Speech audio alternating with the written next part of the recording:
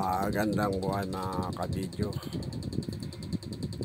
Dito nga pala ako sa malapit sa bahay namin, sa likod ng pabahay ay nagpagawa siya ng kanyang TV Plus. Wala daw signal. Ay naayos na. Anong magkano? Sabi niya magkano? Hindi, sabi ko, may gulay ka ba dyan? Gulay na lang. Ayan, kinuha ko niyang alugbati. Tsaka patula. Tsaka papaya. Ayan, hinog na papaya.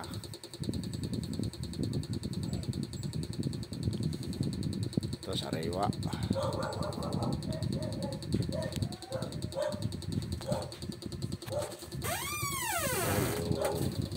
Bigay na sa akin patula at alugbati.